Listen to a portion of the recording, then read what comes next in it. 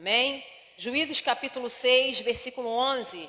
Eu estava ali sentada, aliás, o dia inteiro, né? Pensando em ministrar essa palavra e ao mesmo tempo, meu Deus, ministro ou não essa palavra? E estava ali passando mal, tentando trocar de ministração. Mas, até agora, continua sendo essa palavra no meu coração. Juízes 6, 11 diz assim: Então o anjo do Senhor veio e assentou-se debaixo do carvalho que está em Ofra, que pertence a Joás, o abiesrita. E Gideão, seu filho, estava malhando o trigo no lagar para colocar a salvo 2 midianitas. E você pode se sentar em nome de Jesus.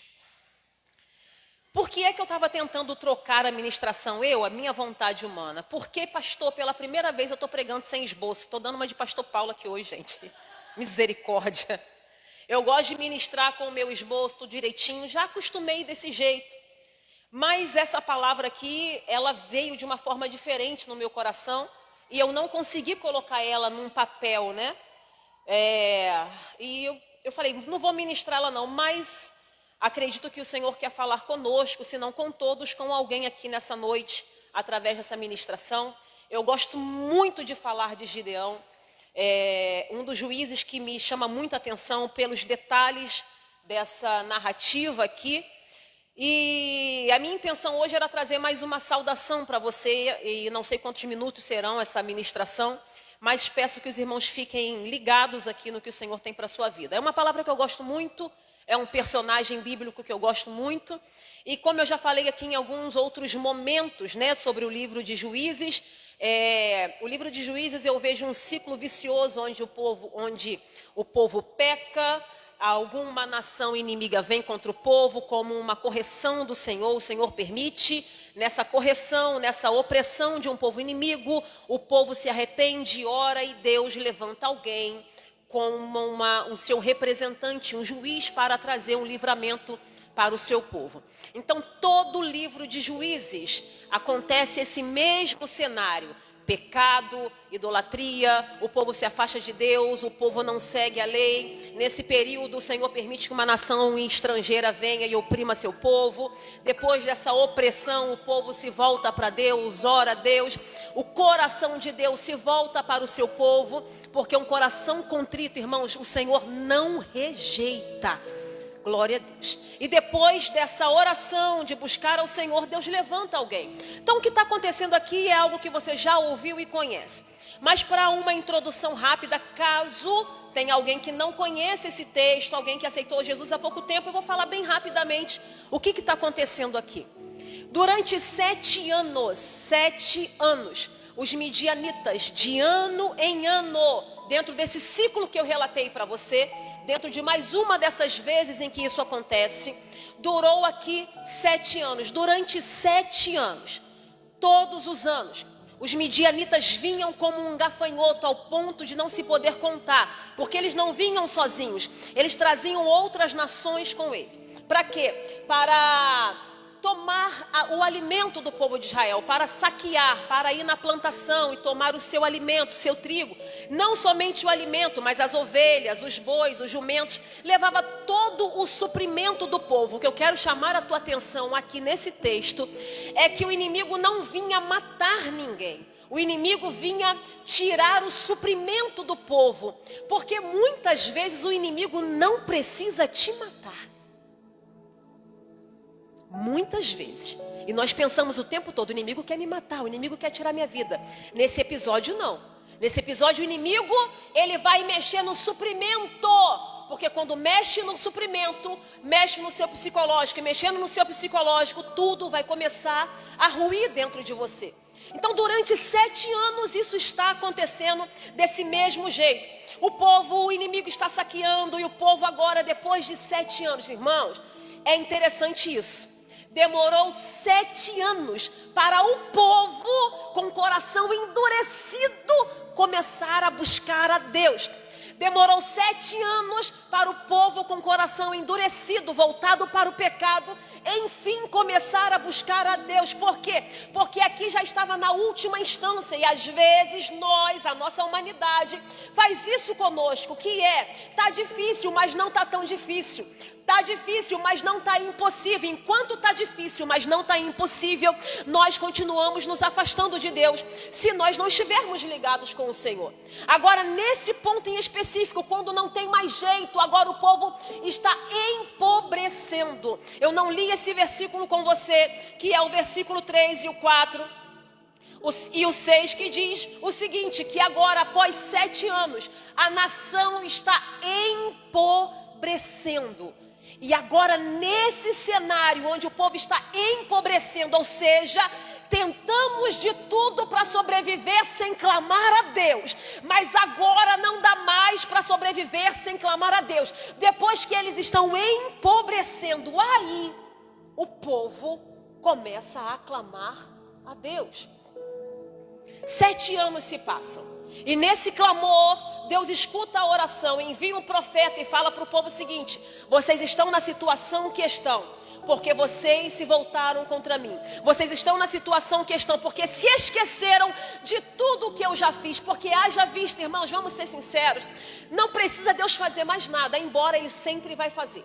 Até a sua vinda, Ele vai continuar fazendo coisas pelos seus filhos. Ele vai continuar operando milagre, Ele vai continuar dando livramento, Ele vai continuar abrindo porta.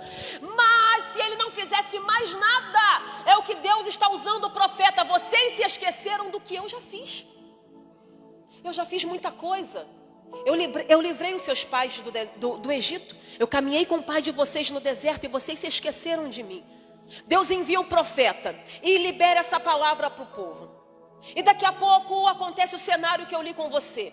O anjo do Senhor se assenta para observar uma cena. Qual é a cena que o anjo do Senhor está observando? Um homem malhando trigo no lagar. Quem é esse homem? Gideão. Você já sabe essa história de cor e salteado, irmãos.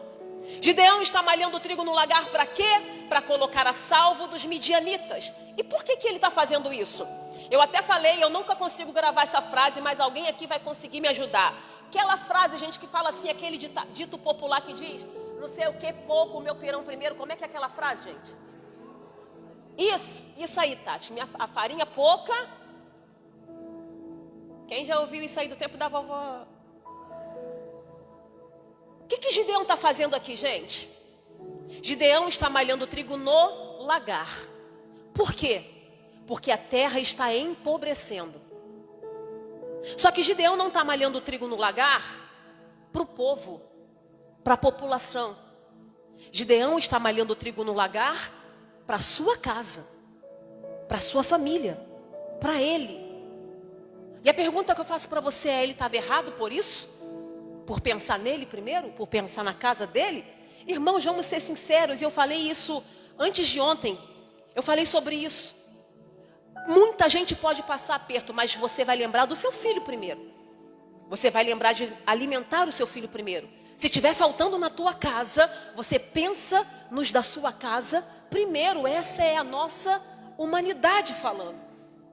Então o que Gideão está fazendo aqui não é nada de errado. Ele está seguindo o curso da vida. Qual é o curso? Eu protejo a minha casa, eu protejo os meus filhos, eu protejo a minha parentela. Ele está malhando trigo no lagar e ele é um homem só. Então, eu digo para você que ele não estava malhando trigo no lagar pensando: vou alimentar a população, vou ficar aqui me desgastando, malhando trigo no lagar, até que todo mundo coma. Não. O texto diz que a terra estava empobrecendo. E em algum momento, Juliana, em algum momento, a morte ia bater na porta de alguém. Porque se tem 7 anos de opressão, e se durante 7 anos todo o alimento, as ovelhas, os bois, os jumentos estão sendo levados, e o texto bíblico diz que a terra está empobrecendo, faltava pouco para a morte chegar. Então o que Gideão faz agora? De algum jeito, eu não sei como, mas de algum jeito ele tinha ainda trigo. Ele conseguiu armazenar, não sei de que maneira. Por quê? Porque os versículos que eu não li com você diz que quando estava brotando na terra ainda, eles vinham e saqueavam, eles vinham e destruíam. Eu não sei o que Gideão fez, mas eu sei que ele conseguiu salvar algum mantimento.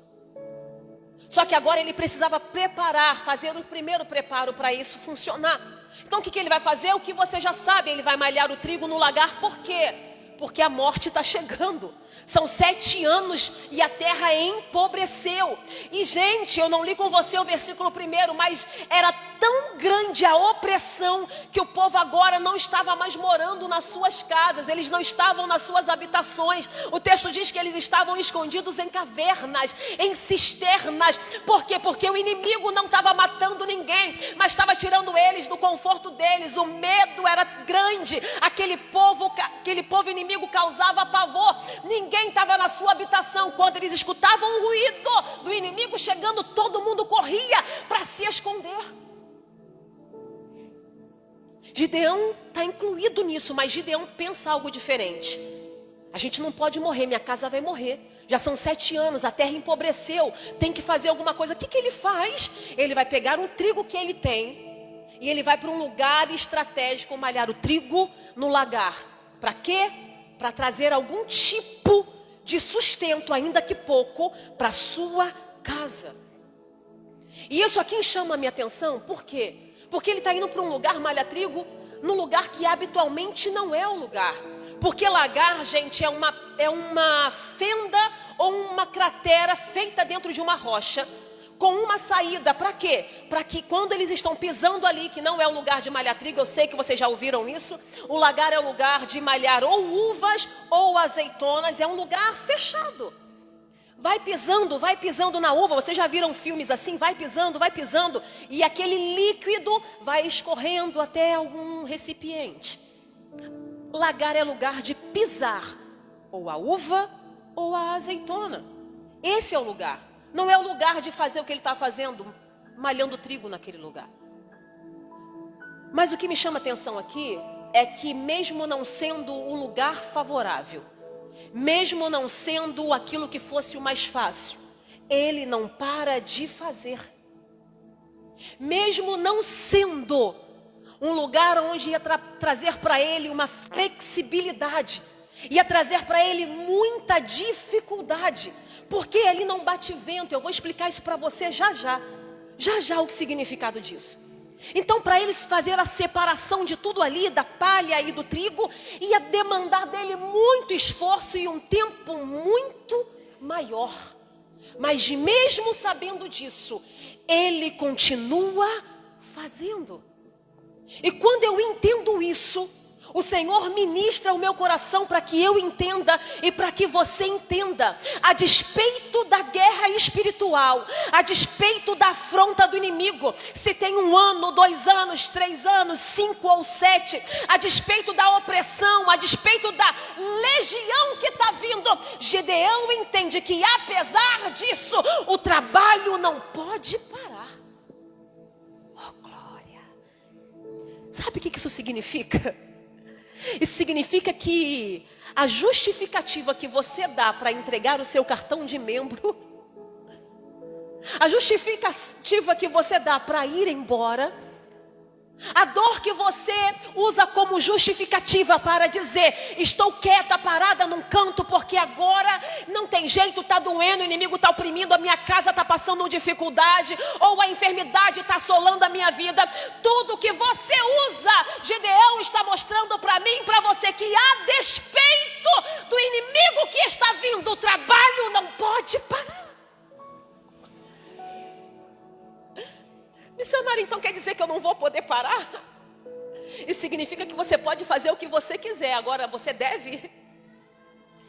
Isso significa que alguém na casa tem que continuar fazendo alguma coisa. Isso significa que alguém na casa tem que continuar vindo para o culto, que alguém na casa tem que continuar orando, alguém na casa tem que continuar jejuando, alguém na casa tem que continuar fazendo alguma coisa. Oi? É você essa pessoa que Deus escolheu para isso? É você que quer parar, mas fala, se eu parar, a casa cai. Aleluia! Quantas pessoas moram naquela casa? Quantas pessoas tem naquela tribo de Gideão? Eu não sei, pode ser pequena, mas não tinha só ele. Mas ele se levanta, porque ele entende, ou eu faço alguma coisa, ou a minha casa vai ruir, ou a morte pode chegar. Então Deus está ministrando ao meu coração e ao seu coração nessa noite, que mesmo querendo parar, poder você até pode, mas você não deve fazer isso, porque se a sua casa precisa de você no trabalho. Isso significa o quê? Que o seu trabalho é tocar o instrumento? Toque. O seu trabalho é louvar no ministério de louvor? Louve. O seu ministério é vir aqui fazer um solo mesmo com o coração destruído? Faça. Qual é o seu ministério? Qual é o seu trabalho? Qual é a sua função? Qual era o dever que está diante de você? Continue fazendo o seu trabalho. Mas você não entende, missionária, que está tudo difícil, o inimigo está oprimindo. E quanto mais eu faço, mais difícil fica. Porque o que eu estou mencionando para você é que Gideão está fazendo.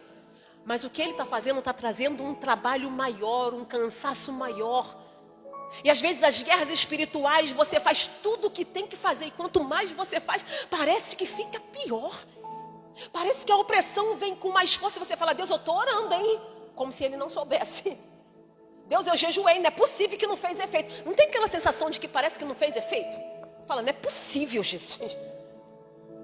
É o que a oração de Daniel não está dando resultado. Fica pior. A sensação é de um pesar muito grande, é de um trabalhar maior ainda. Mas o trabalho não pode parar. Deus está dizendo para alguém que entrou aqui nessa noite, apesar da sua vontade de largar tudo, se você larga, aí você vai ver o que é pior. Por quê? Porque o inimigo continua vendo. E por que é pior? Eu disse para você que eu ia explicar isso aqui. É pior porque não é o lugar habitual. Eu disse para você que o lugar aqui de Lagar, que é um lugar cercado, é um lugar que em torno dele todo é todo fechadinho. Por quê? Para que o líquido não se perca. Porque se está malhando, se está pisando a uva e se está pisando a azeitona, tudo vai se perder. Então é um lugar fechadinho, onde tem apenas uma saída para a separação do líquido. É isso. Simples assim, é preparado para isso. Qual é o lugar de trabalhar o trigo? Você também deve estar cansado de saber disso. O lugar de malhar o trigo é num lugar alto. Em alguns textos e muitos textos você vai encontrar a palavra eirado, telhado, segundo piso, segundo andar, lá em cima. Qual é o lugar de malhar o trigo? Num lugar alto. E quem aqui é dona de casa e quem aqui já trabalhou em casa de família? Quem já, gente? Amém. Eu, 20 anos. Oh, meu pai. A gente é guerreiro. Toda pessoa que já trabalhou em casa de família, em apartamento. Então vocês vão estar ligados no que eu vou falar aqui agora. Quando a gente chega, eu chegava também. Quando a gente chega numa casa para trabalhar, que é lá no apartamento, a primeira, não sei vocês, mas quando era dia de muita coisa para fazer, a primeira coisa que eu fazia, antes de qualquer coisa, eu chegava correndo, jogava uma roupa na máquina de lavar, fechava, aí eu ia fazer alguma coisa. É isso, Cátia? É assim que vocês fazem? Por que a gente faz isso? Para dar tempo de colocar 50 outras 1000 roupas para lavar. É estratégia. Toda pessoa que trabalha nessa função e que trabalha em um prédio, como estratégia, a primeira coisa que faz, chega correndo no trabalho, bota a primeira remessa de roupa para lavar, enquanto isso toma café, faz alguma coisa, 1 hora depois, a roupa está seca. Sabe por quê? Porque no lugar alto é o lugar que o vento bate com mais força. Escuta. Como estratégia e humanidade, nós facilitamos o nosso trabalho. Quem trabalha em casa de família sabe do que eu estou falando. Gente, é roupa que parece que brota da terra. Da onde sai aquilo? Com uma estratégia nós fazemos o quê? Lavamos rápido, colocamos perto da janela. 1 hora depois está seca, tu tira, coloca. Quando tu vai embora, irmão, aquela 50 mil roupas está tudo seca. E por que nós fazemos isso? Porque no lugar alto é o lugar que o vento bate com mais força. Quem está subindo? Quem está buscando? Quem está orando? Ei, tá, Juliana? Olha o vento. Quem estava louco para parar não está parando, mas está continuando. Está perto de Deus? Está subindo? Está no lugar alto? Tem uma notícia para você, Jéssica. Vento. Irmã? Quanto mais alto, maior a velocidade do vento. Se liga no que Deus quer falar com você aqui. Por que o lugar de malhar trigo é lá em cima? Porque o homem, pela sua inteligência de poupar energia, vai procurar facilitar o seu trabalho. Não dá para ficar separando palha do trigo, é muito cansativo. Eu vou para um lugar onde eu trabalho, mas o vento bate com força. É só você lembrar daquele texto da prostituta que esconde os 2 espias no seu telhado. E o texto diz que ela esconde eles com o trigo. Lá em cima, tudo espalhadinho, cobre eles e vão procurar, ninguém acha. Sabe por que lá em cima está o trigo? Por causa do vento. É um lugar estratégico, é o lugar certo para fazer esse trabalho. Só que quanto mais a gente busca, quanto mais a gente sobe, agora eu estou contextualizando para você, quanto mais você se coloca no lugar que é o lugar certo, é o lugar que você deve estar, mais forte o vento bate. E você fala, meu Deus do céu, o que está acontecendo? Parece que eu estou fazendo alguma coisa errada, porque quanto mais eu me coloco no lugar que eu tenho que estar, maior a velocidade do vento. E é desse jeito. E aí você fala, vou parar, porque não está dando. Preste atenção, agora você vai entender o que Deus colocou no meu coração. Deus me trouxe aqui para dizer para você, não pare. Apenas mude de estratégia. Não pare, mas se recoloque nessa guerra. Se reposicione nessa guerra. Porque toda vez que você malha o trigo lá em cima, no lugar certo, no eirado, o vento vai bater.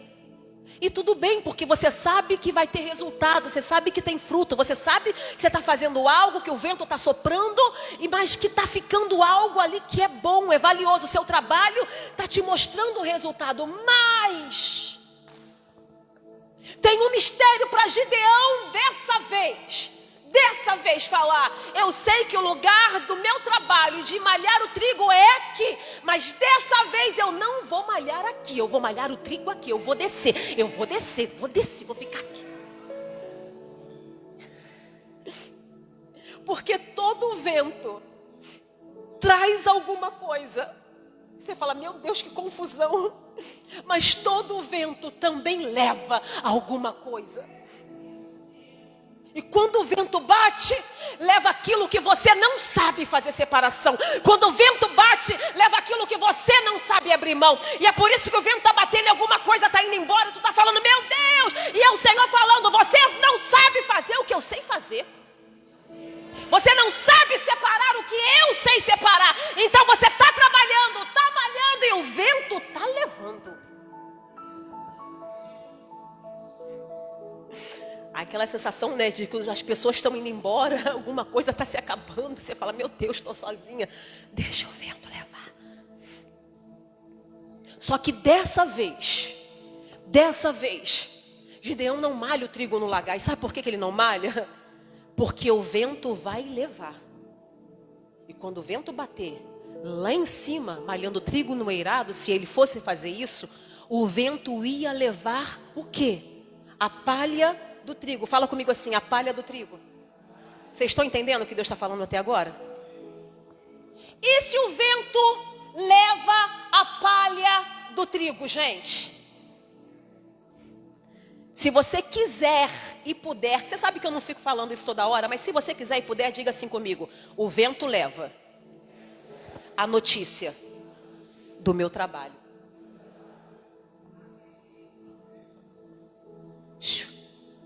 Gideão agora não para o trabalho, mas ele se recoloca.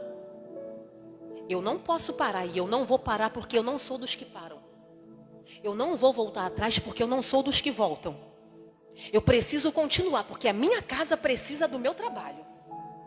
Mas aqui o vento vai levar uma notícia. E qual é a notícia? Tem alguém trabalhando. Se o vento leva a palha, o inimigo não está vendo, mas o inimigo sabe que tem alguém teimoso trabalhando. O inimigo sabe que tem alguém que está fazendo alguma coisa. E o vento ia trazer o inimigo.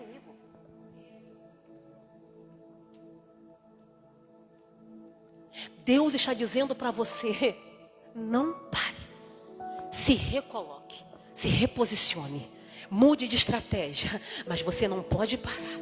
O que você não deve fazer é continuar na posição onde está trazendo o teu inimigo com força para você. Se recoloque, fala com Deus: Deus, aonde eu devo me posicionar? Porque o vento está levando a notícia para o inimigo do meu trabalho e ele vai vir. Se continuar, eu preciso me relocar dentro disso aqui. Por quê? Porque o inimigo está ao nosso E se você trabalha no lugar alto agora, nesse cenário, ele não vê, mas ele vai saber que tem um crente teimoso que não para. Que tem um crente teimoso que não arreda o pé de jeito nenhum. E Gideão agora fala: bom, eu sei que descendo aqui vai ser muito mais difícil, mas eu vou me reposicionar nesse cenário para continuar fazendo o que eu tenho que fazer, mesmo que isso demande um esforço maior. Então, nessa quarta-feira de vitória para a tua vida, eu vim aqui como boca de Deus dizer para você: o teu inimigo pensou que você ia parar. Pensou que você ia desistir. Mas olha Deus ensinando você alguma coisa aqui nessa noite, dizendo: filho meu, me pede uma estratégia que eu vou dar a você. Deus está te ensinando como orar hoje. É parar? Não, Deus me recoloca, me reposiciona. Mas eu preciso continuar. É isso aqui. Esse é o cenário. E quando eu vejo tudo isso, gente, quando eu vejo tudo isso, eu vejo um cara fazendo algo fenomenal. Eu vejo um cara fazendo algo que ninguém está fazendo. Eu vejo um cara fazendo coisas e pensando em estratégias que ninguém pensou. É o que eu vejo. Eu cheguei em casa e eu estava muito atrasada para poder participar de um treinamento. E pasme, era um treinamento e eu não sabia o que eu ia falar. E eu falei: meu Deus do céu, eu cheguei, coloquei a minha bolsa correndo num canto. Fui pro espelho só pentear o cabelo, não dava tempo de nada. Eu falei: Jesus, o que eu vou falar nesse treinamento? Não tem nada para eu falar nesse treinamento. Até que o Senhor falou ao meu ouvido assim: Elizabeth, o que Gideão fez foi extraordinário? Gente, de verdade, eu levei um susto, porque eu estava com tanta pressa, correndo tanto, que eu falei: eita Jesus, agora que o senhor... Você não podia me falar disso mais cedo, não? Me deu um susto. Gente, não... Era 1 minuto para começar o treinamento. 1 minuto. E o Senhor, faltando 1 minuto, e eu o dia inteiro: o que eu vou falar, 1 minuto, o Senhor fala: Elizabeth. Eu falo a hora que eu quero, é claro, né? Gideão estava fazendo algo extraordinário? Eu sei o que eu respondi, gente. A minha pergunta para vocês é: sim ou não? Eu respondi isso também. Porque quando eu vejo tudo que eu te falei, porque quando eu olho e olhava sempre para tudo isso que eu te falei, gente, que cenário esquisito esse aqui.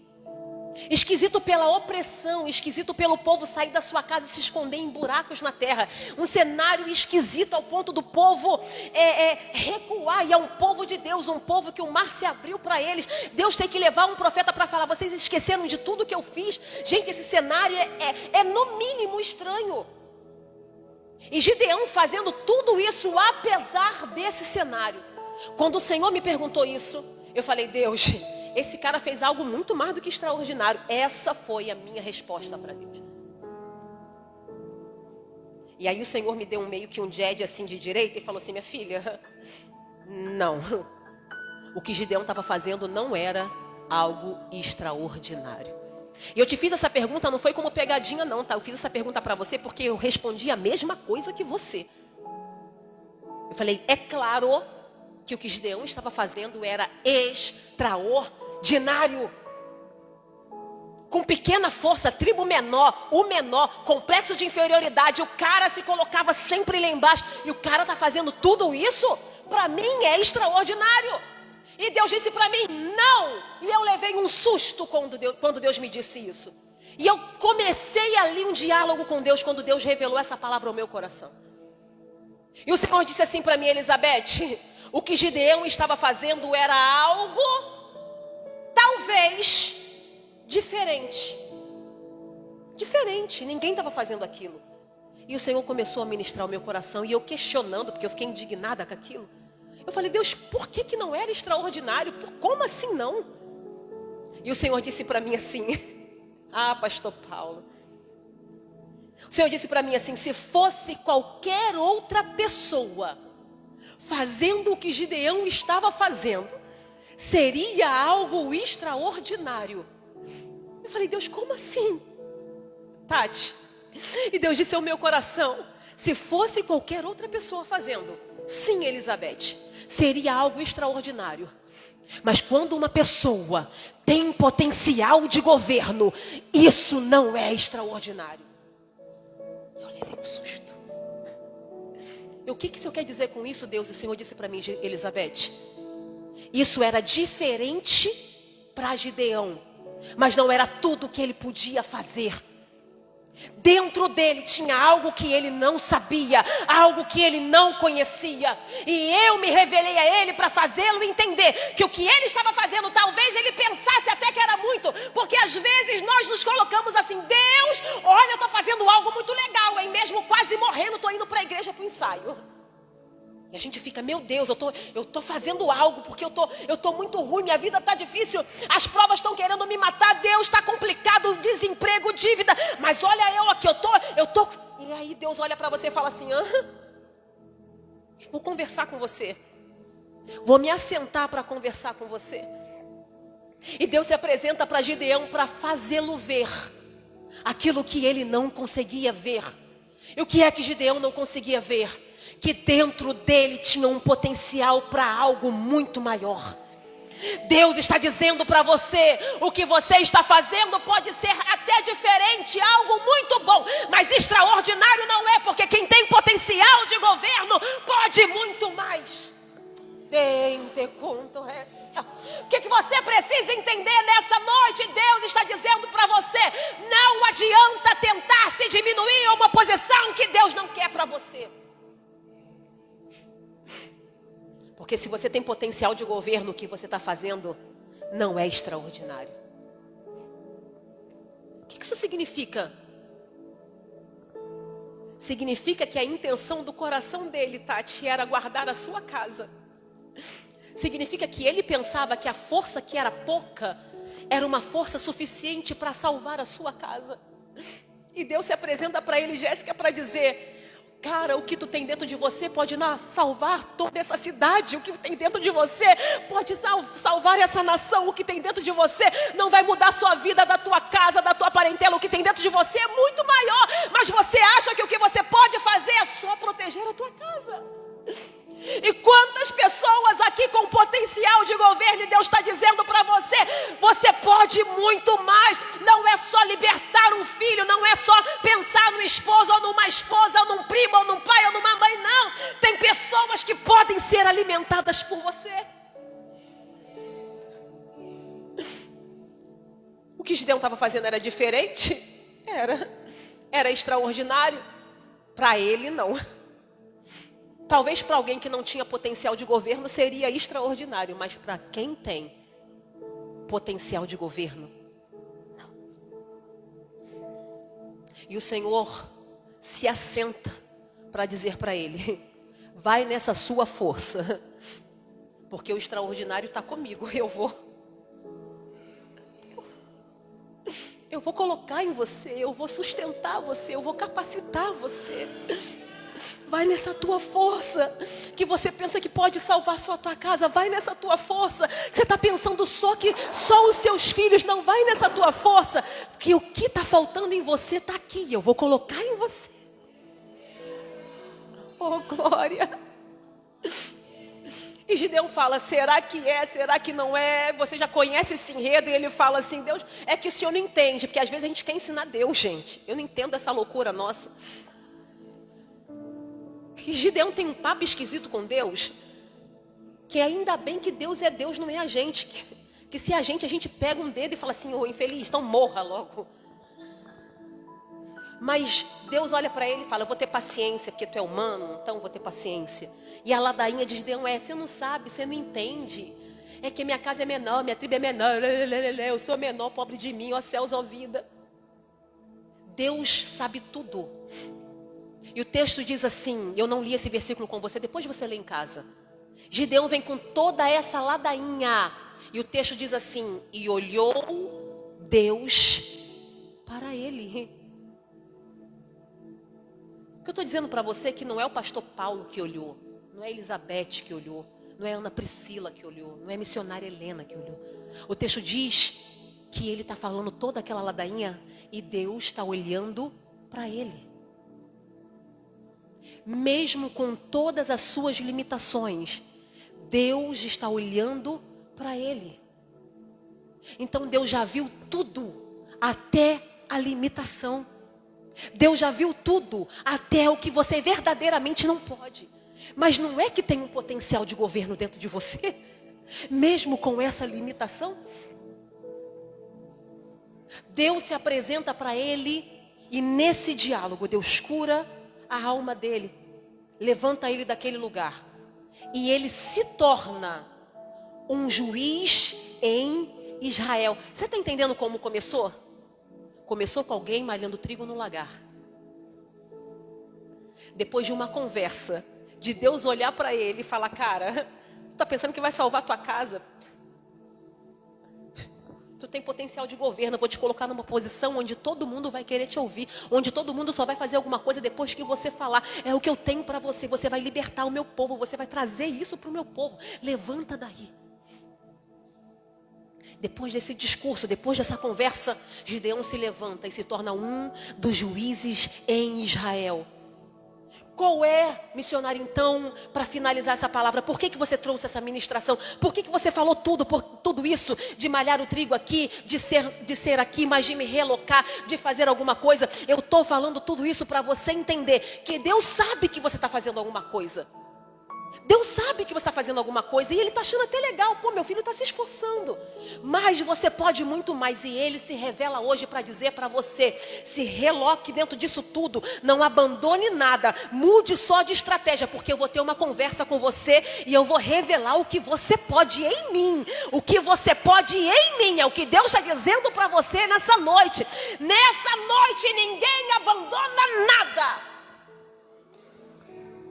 Você está entendendo o que Deus está falando para você? Nessa noite ninguém vai embora para lugar nenhum. Eu li uma frase essa madrugada que mexeu demais comigo. E a frase diz assim, mais ou menos assim, não lembro direito, mas a frase diz mais ou menos o seguinte. Enquanto você está lutando, ai meu Deus, tem luta contra a minha carne, luta contra o espírito, luta isso, luta aquilo, minha família, muita luta. Aí, ó céus, ó vida, a frase que eu li diz o seguinte, se tem luta, se você ainda está lutando, é porque você ainda continua como campeão. Como assim, missionária? É luta.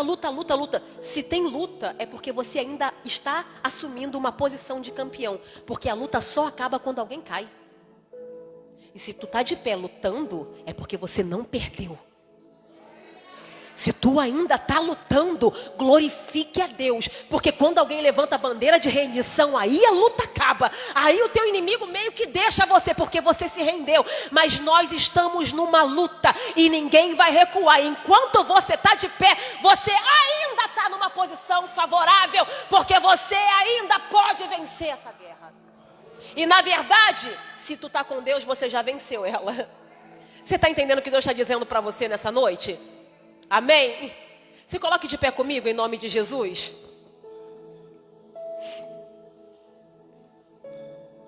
A pergunta é, e aí, depois dessa palavra vai parar? Assim, com toda a educação, para o seu irmão não ficar aborrecido, e aí, cara? Aquilo que tu falou para mim mais cedo, vai fazer aquilo mesmo? Vai chamar o pastor para conversar falando que vai embora? Aleluia! Ei, irmão, Jesus te pegou. Não, eu só ia falar para ele me deixar assim quietinha, passar para outro. A pergunta é, e aí, aquilo que tu me contou cedo, vai fazer? Ou será que Deus achou você aqui hoje para dizer para você, mude talvez de estratégia, mas parar o trabalho você não para. Sabe por quê? Porque Ele sabe quem Ele escolheu.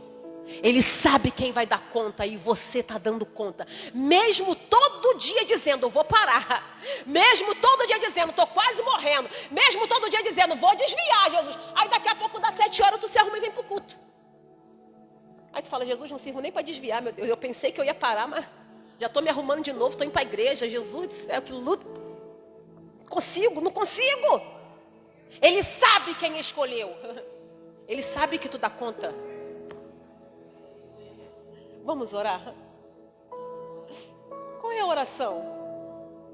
A oração é só para Deus te mostrar uma estratégia, só. A oração é para Deus te mostrar o que fazer no meio dessa luta, mas você não vai parar. Tem coisas para acontecer na tua vida. Irmãos, tem posição, tem lugares de honra para a tua vida. Deus tem algo separado para você, preparado para você, que se você para agora. E tem pessoas que falam assim, não, o que é meu ninguém toma, você se larga.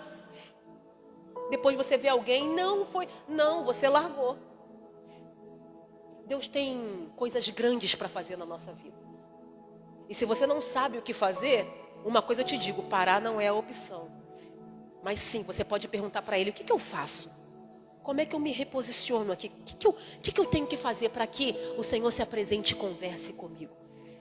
Então a oração dessa noite é, Deus, me ajuda a entender o que eu preciso fazer, até que o Senhor comece a ter um diálogo comigo. E Deus vai falar com você. Na verdade, eu acredito que Ele já está até falando. Vamos fazer essa oração? Vou passar para o pastor Paulo fazer essa oração. Fazer o apelo também. Eu sei de uma coisa, irmãos. Eu pensei igualzinho a você. Vou parar, vou morrer, vou parar. Tô morrendo. Mas Deus não vai deixar, não. Amém? Você pode aplaudir a Deus por essa palavra?